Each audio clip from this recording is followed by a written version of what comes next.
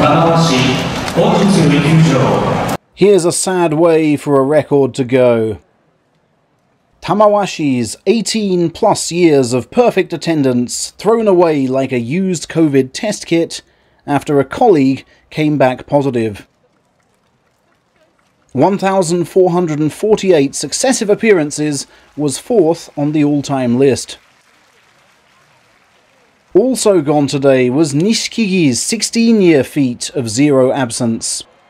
A positive test in his camp too. Shibatayama stable then announced they'd withdrawn due to COVID. And we also had this.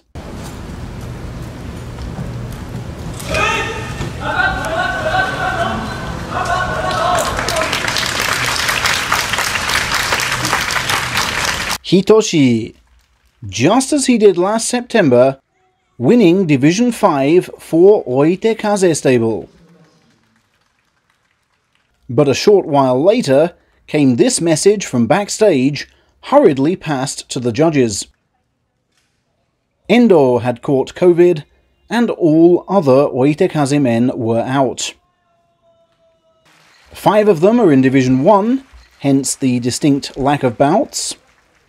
Combined with Tamawashi and Nishikigi, we saw 5 defaults in a row. A record, I believe.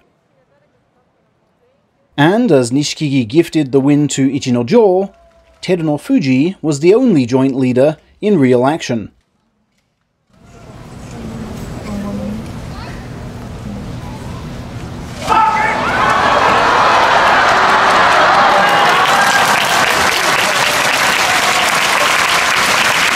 It was well won with that genial inward-slicing right grip, but the match as a whole depicted fatigue, of the kind that comes with dismay at pull-out numbers, and fears your pull-out could be next, rendering this day's work a waste given the toll and injury risk to the body.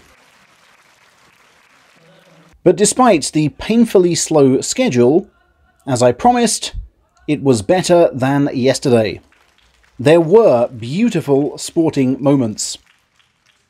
Firstly, injury-plagued Koyoshi facing all-conquering Kinbozan in his final match before turning 19.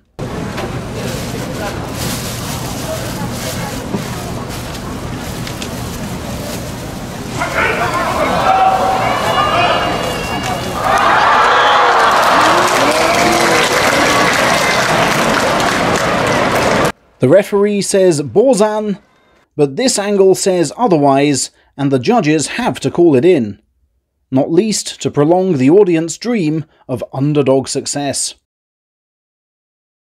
And when the replay is properly checked,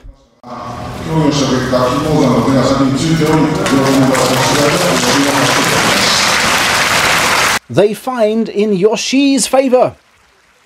Yoshi, who did not even fight high school sumo, has beaten a giant of university sumo. I was pleased to see so many wrestlers coming to my stable in June, Yoshi said of those loosened practice rules which seem light years ago. And it just goes to show, he added, that if you do the right training, results will come. I thank my seniors, Yutakayama and Shodai especially. I didn't expect him to swerve, said Kinbozan. But although I wanted this title, it's on to the next challenge of Division 2. It all starts now. At that level, of course, we had this showdown of the top 2.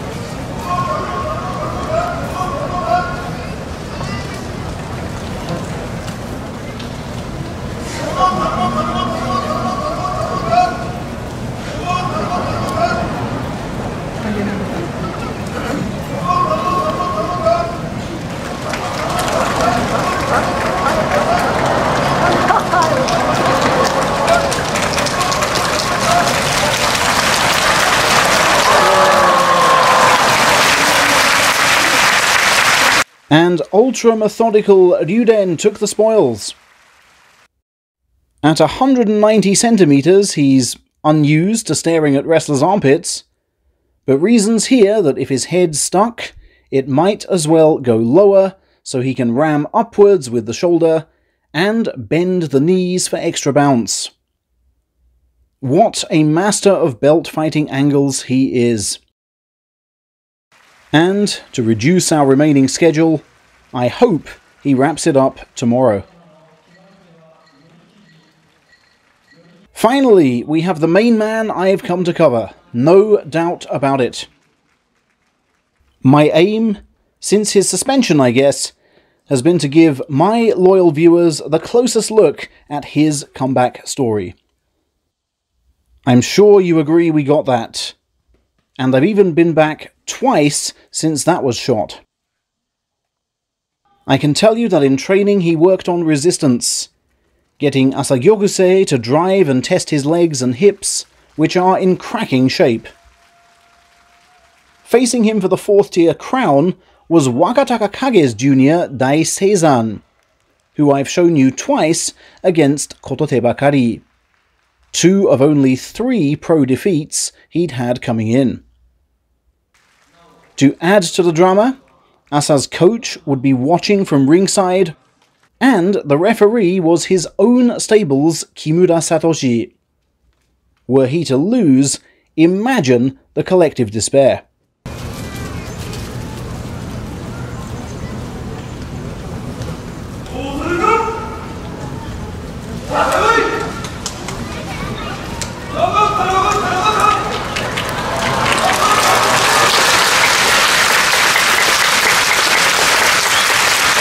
But that was not to happen.